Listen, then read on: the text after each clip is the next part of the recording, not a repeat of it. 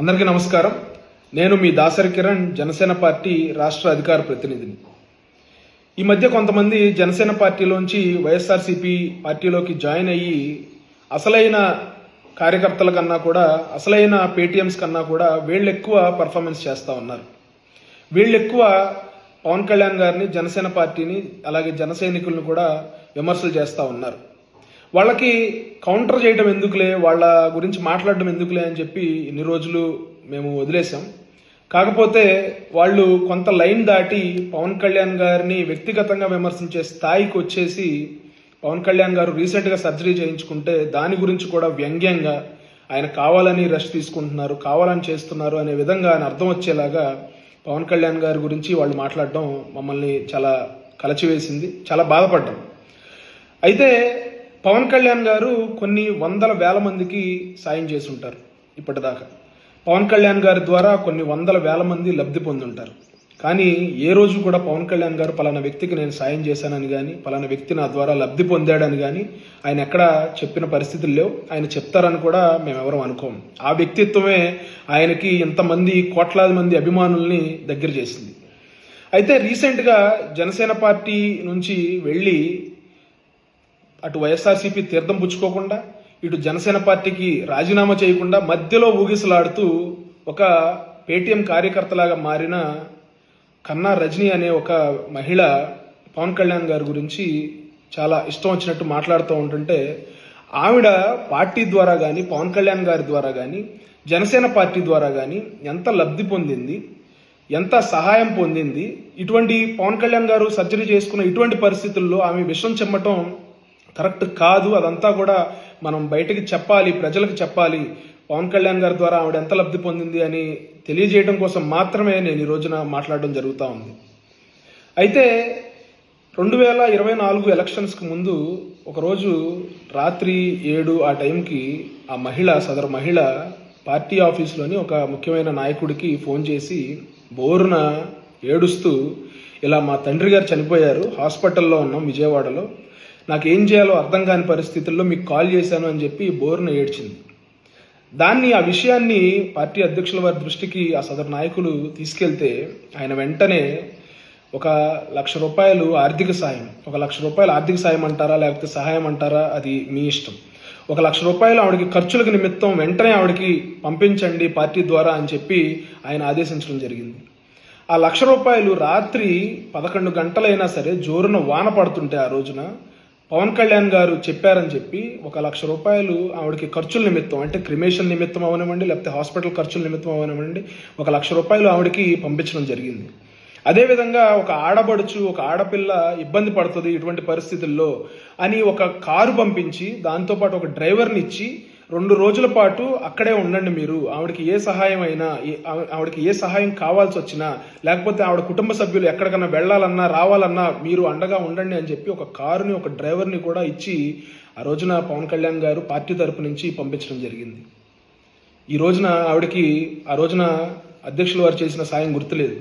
నాకు తెలిసి ఈ సాయం పవన్ కళ్యాణ్ గారికి కూడా గుర్తుండదు. సాయం చేసిన వ్యక్తి మర్చిపోవచ్చు, సాయం తీసుకున్న వ్యక్తి మర్చిపోవచ్చు, కానీ ఆ సాయానికి సాక్ష్యంగా ఉన్న నాలాంటి వాళ్ళు ఆ విషయాన్ని మర్చిపోలేదు. ఇన్ని రోజుల నుంచి చెప్దామని కూడా ఎందుకులే చెప్పటం బయటికి, ఇది చెప్తే అధ్యక్షుల వారు నన్ను కోప్పడతారు అని తెలిసినా కూడా నేను వాటన్నిటికీ సిద్ధపడి ఈ రోజున ప్రజల ముందు ఈ వివరాలన్నీ చెప్పాలని నేను మాట్లాడటం జరుగుతూ ఉంది. అయితే ప్రతిసారి సింపతి కార్డు ప్లే చేస్తారు ఆవిడ. ఒకరోజు రాత్రి ఇలాగే 8-9 రాత్రిపూట కాల్ చేశారు ఆవిడ.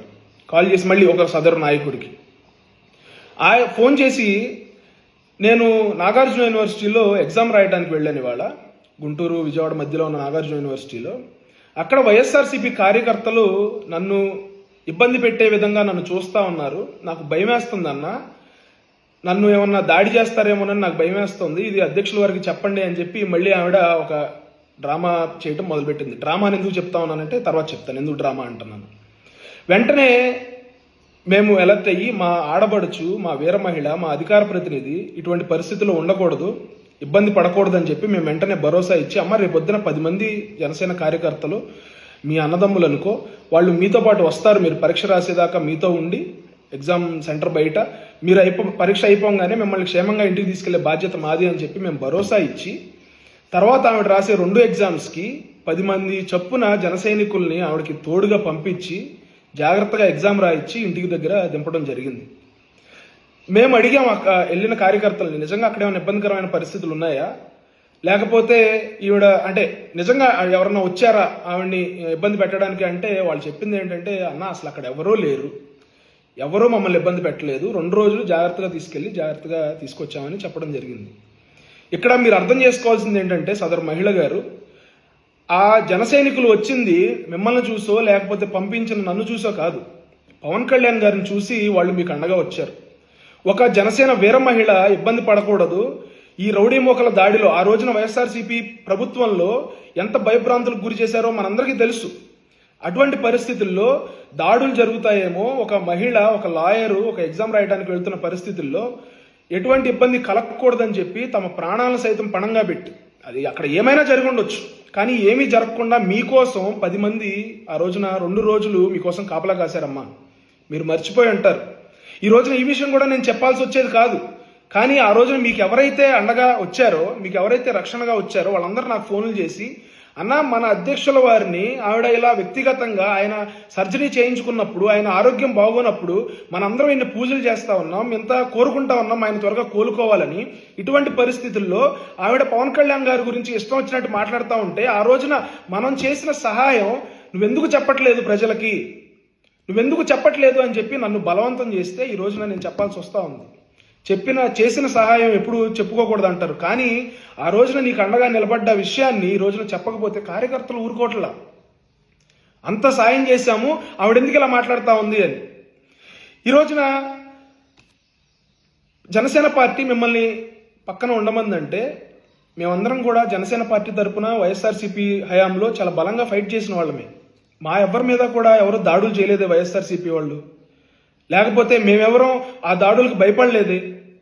మిమ్మల్ని పార్టీ ఎందుకు దూరంగా ఉండమన్నది అనేది మీరు పక్కన పెట్టేసి, మీరు ఏదో ఒక కారణం ఎత్తుక్కుని పార్టీలోంచి బయటికి వెళ్ళిపోవడానికి ఒక రీజన్ ఎత్తుక్కుని అదే కండవా వేసుకుని మీరు పార్టీ మీద బురద జల్లాలని చూస్తే మాత్రం మీరు పార్టీలో చేసిన తప్పులు, లేకపోతే పార్టీ కార్యకర్తలను అడ్డం పెట్టుకుని మీరు వసూలు చేసిన దందాలన్నీ కూడా మా వాళ్ళు ఎప్పటికప్పుడు సోషల్ మీడియాలో పెడతానే ఉన్నారు. అది సపరేట్గా నేను మాట్లాడాల్సిన అవసరం లేదు. కాకపోతే మీరు అధికార ప్రతినిధిగా మాట్లాడిన ప్రతి సందర్భంలో పార్టీకి చాలా ఇబ్బందికర పరిస్థితులు ఏర్పడ్డాయి. మీరు పవన్ కళ్యాణ్ గారిని ఒక కులానికి సంబంధించి కులానికి ఆపాదించే విధంగా మీరు మాట్లాడిన విధానం అయితే అవనివ్వండి, కాపోడు మా కాపులంతా ఇట్లా తాగుతారు తిరుగుతారు అని చెప్పి మీరు ఒక కమ్యూనిటీని పార్టీకి ఆపాదించే విధంగా మీరు మాట్లాడినా, లేకపోతే మీ ఇష్టం వచ్చినట్టు మీరు వ్యక్తిగతంగా ఇష్యూస్ మీద మాట్లాడి పార్టీ లైన్ని ధిక్కరించి మాట్లాడినా కూడా పార్టీ మిమ్మల్ని మందలించిందే తప్ప ఎప్పుడూ మిమ్మల్ని పార్టీలోంచి బయటికి వెళ్ళిపోమని పార్టీ చెప్పలా. కానీ మీరు ఈ రోజున మీరు లాయర్ కదా, మేము లా పాయింట్లు తెలుసు, నేను తెలివిగా మాట్లాడతాను, నేను ఆ పార్టీలోనే ఉంటున్నట్టు నేను ఆ పార్టీని విమర్శిస్తాను, మా అన్నయ్య విమర్శించమన్నాడు, మా అన్నయ్య నన్ను ఇలా ప్రశ్నించే విధంగా మమ్మల్ని ప్రేరేపించాడు అని చెప్పి మీరు కవర్ చేయడానికి, మీ ఇష్టం వచ్చినట్టు మాట్లాడడానికి పవన్ కళ్యాణ్ గారినే ఒక షీల్డ్ లాగా వాడుకోవడానికి మీరు ప్రయత్నిస్తే మాత్రం జనసేన పార్టీ కార్యకర్తలు, జనసేన నాయకులు, వీర మహిళలు, అధికార ప్రతినిధులు ఎవ్వరూ కూడా మిమ్మల్ని ఉపేక్షించే పరిస్థితి లేదమ్మా. ఎందుకంటే మీరు చేసిన తప్పులు అన్నీ కూడా మాకు తెలుసు. పవన్ కళ్యాణ్ గారు మిమ్మల్ని ఏమని మందలించారు, ఎందుకంటే ఆ మందలించినప్పుడు మేము కూడా ప్రత్యక్ష సాక్షులు. ఆ రోజున మమ్మల్ని అందరినీ కూడా తిట్టారు. మమ్మల్ని తిట్టిన అంశం వేరు, మిమ్మల్ని తిట్టిన అంశం వేరు. ఇవన్నీ ఇంటర్నల్గా జరిగిన అంశాలు, బయటకు చెప్పకూడదని తెలిసినా కూడా కొన్ని చెప్పాల్సి వస్తున్న పరిస్థితి. మమ్మల్ని ఏమని తిట్టారంటే, బురద మీరు ఎందుకు మీదేసుకుంటున్నారు, ప్రతిదానికి మీరు ఎందుకు రెస్పాండ్ అవుతున్నారు, మీరు భాష జాగ్రత్తగా వాడాలి, మీరు జాగ్రత్తగా ప్రతిపక్ష పార్టీలు కూడా మీరు మాట్లాడేది కరెక్టే కదా అనుకునే విధంగా మాట్లాడాలని చెప్పి మమ్మల్ని తిట్టారు. కానీ మిమ్మల్ని తిట్టిన అంశం, మీ మీద ఎంతో నమ్మకం పెట్టుకున్నానమ్మా రజనీ గారు, మీరు నా నమ్మకాన్ని వమ్ము చేశారు అని చెప్పి మిమ్మల్ని అన్నారు ఆ రోజున. ఇదే ఎగ్జాక్ట్ మాటలు బాస్ తిట్టనివి కూడా. ప్రతిరోజు పార్టీ నుంచి మాకు ఫీడ్బ్యాక్ వస్తుంది. పార్టీ లైన్లో మాట్లాడుతున్నామా, పార్టీ లైన్ దాటి మాట్లాడుతున్నామా, మన భాష ఎట్లా ఉంది. ఒక పర్సనల్ విషయాన్ని చెప్తా ఉన్నా. ఇక్కడ వెంకటరెడ్డి అనే వ్యక్తిని నేను మాడు పగలగొడతాను అని ఒక మాట అన్నందుకు పార్టీ నన్ను ఎంత తిట్టిందో నాకు తెలుసు. పార్టీలో పెద్దలు నాకు ఫోన్ చేసి ఎంత మందలించారో నాకు తెలుసు. నువ్వు ఆ భాష మాట్లాడకూడదు, సబ్జెక్ట్ లైన్ దాటి మాట్లాడకూడదు, వ్యక్తిగతంగా మాట్లాడకూడదు, వైఎస్ఆర్సీపీ వాళ్ళు చేసిన పనులే మీరు చేస్తే వాళ్ళకి మనకి తేడా ఏముందని చెప్పి నన్ను ఎలా మందలించారో నాకు తెలుసు. కాబట్టి మీరు జగన్మోహన్ రెడ్డి గారి కన్నా కూడా మీరు సింపతి కార్డు ఎక్కువ వాడుతూ ఉన్నారు. ప్రతిదీ పవన్ కళ్యాణ్ గారి దృష్టికి వెళ్ళాలి, మీకు ఎమ్మెల్యే సీట్ రావాలని చెప్పి మీరు ఎంత ప్రయత్నం చేశారో నాకు తెలియదా? మీరు ఎంత ప్రయత్నం చేశారో ఆ రోజున మీరు చెప్పిన మాటలు కూడా నాకు ఇంకా గుర్తే ఉన్నాయి. ప్రజలందరూ కూడా కోరుకుంటున్నారన్నా నేను ఎమ్మెల్యేకి పోటీ చేయాలని. అక్కడ గుంటూరు వెస్ట్ సీటు మీరు అడగడం కూడా నాకు తెలుసు. విడుదల రజనీ గారు పోటీ చేస్తున్నారు, జనం అంతా అడుగుతున్నారన్నా విడుదల రజనీ వర్సెస్ కన్నా రజనీ అయితే చాలా బాగుంటుంది, కన్నా రజనీ మీరు సీటు అడగండి అని చెప్పి జనం అంతా నన్ను అడుగుతున్నారన్నా అని చెప్పి మీరు ఆ రోజున సీటు కోసం ప్రయత్నం చేసిన విషయం నాకు తెలియదా? లేకపోతే మేము అవన్నీ మర్చిపోయామని అనుకుంటున్నారా? ప్రతి అంశాన్ని కాంట్రవర్సీ చేయటం, మీరు మాట్లాడిన ప్రతి డిబేటు కాంట్రవర్సీనే. మీరు చేసిన తప్పులకి ఎన్నోసార్లు మేము ఎక్స్ప్లెనేషన్ ఇచ్చుకోవాల్సిన పరిస్థితుల్లో మీ తోటి అధికార ప్రతినిధులుగా మేము ఎంత ఇబ్బంది పడ్డామో మాకు తెలుసు. ఈ రోజున మీరు పార్టీలోంచి బయటికి వెళ్ళిపోవాలంటే బ్రహ్మాండంగా వెళ్ళిపోవచ్చు. బ్రహ్మాండంగా వెళ్ళిపోయి మీరు ఏ పార్టీ కండువా కప్పుకోవాలో ఆ పార్టీ కండువాని మీరు కప్పుకోవచ్చు, ఆ పార్టీ తరఫున ప్రచారం చేయొచ్చు, మాట్లాడవచ్చు. కానీ వ్యక్తిగతంగా పవన్ కళ్యాణ్ గారిని విమర్శిస్తే 151 సీట్లు ఉన్న రాజకీయంగా రాక్షస రాజ్యంలో విర్రవీగుతున్న జగన్మోహన్ రెడ్డి గారిని వారి అనుచర గణాన్నే మేము వదిలిపెట్టలేం. సబ్జెక్టుతో పాయింట్ టు పాయింట్ మాట్లాడి వాళ్ళందరినీ బలంగా ఎదుర్కొని ఈ రోజున జనసేన పార్టీ కూటమిలో ఒక ముఖ్య భూమిక పోషించి జనసేన, తెలుగుదేశం, బీజేపీ అధికారంలోకి వచ్చింది. అటువంటిది మీరు తెలివితేటలు ఉన్నాయి నాకు, నేను లాయర్ని అంటే మీరు ఒక లాయర్ పట్టా చదువు ఉంటారు. మేము జన సైనికులందరం, జనసేన పార్టీ నాయకులు, అధికార ప్రతినిధులందరూ మీకన్నా 10 రెట్లు ఎక్కువ చదివి రాక్షస జాతిని ఫైట్ చేసి మేమంతా ఈ రోజున బలంగా నిలబడిన వాళ్ళు. మీరు మీ అతి తెలివితేటలు ఏమన్నా ఉంటే మీరు కోర్టులో కేసుల దగ్గర ప్రదర్శించుకోండి తప్ప జనసేన పార్టీని, పవన్ కళ్యాణ్ గారిని ఒక్క మాట అంటే మాత్రం మేమైతే ఊరుకునే పరిస్థితి లేదు. నేను జనసేన పార్టీ కార్యకర్తలకు కూడా నేను విజ్ఞప్తి చేసేది ఏంటంటే, ఈవిడ గారు మాట్లాడిన మాటలు మీరు షేర్ చేయొద్దు దయచేసి. మీరేదో కౌంటర్ చేస్తున్నట్టు, లేకపోతే ఆవిడ మాట్లాడింది ఏదో అందరికీ తెలియజేయాలన్నట్టు మీరు షేర్ చేయొద్దండి దయచేసి. ఎందుకంటే వీళ్ళకి పేమెంట్ స్టైల్ ఎలా ఉంటుందంటే, ఎన్ని వ్యూస్ వస్తాయో అంత పేమెంట్ వస్తుంది.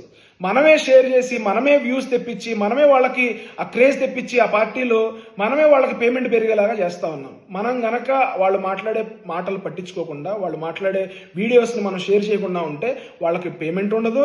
వీళ్ళు ఏదైతే జనసేన పార్టీని పెట్టుకుని బతకాలనుకుంటున్నారో వాళ్ళ పప్పులు ఉడకవు. ఎందుకంటే అకారణంగా పవన్ కళ్యాణ్ గారిని తిట్టిన వాళ్ళు ఈ రోజున ఏమైపోయారో, అసలు రాజకీయంగా ఎట్లా భూస్థాపితం అయిపోయారో మనం చూస్తూనే ఉన్నాం. కానీ ఇట్లా పవన్ కళ్యాణ్ గారి ద్వారా లబ్ధి పొంది, జనసేన పార్టీ ద్వారా లబ్ధి పొంది, జన సైనికుల ద్వారా లబ్ధి పొంది ఇట్లా పవన్ కళ్యాణ్ గారిని తిరిగి విమర్శిస్తున్నారంటే వీళ్ళని ఎక్కడ పెట్టాలో అక్కడ జన సైనికులు పెట్టకపోతే వీళ్ళు మనల్ని అడ్డం పెట్టుకుని వీళ్ళ పేమెంట్ పెంచుకుంటారు తప్ప వీళ్ళు మాట్లాడి ఇష్టం వచ్చినట్టు మాట్లాడారు. రేపొద్దున ఇంకా మాట్లాడొచ్చు.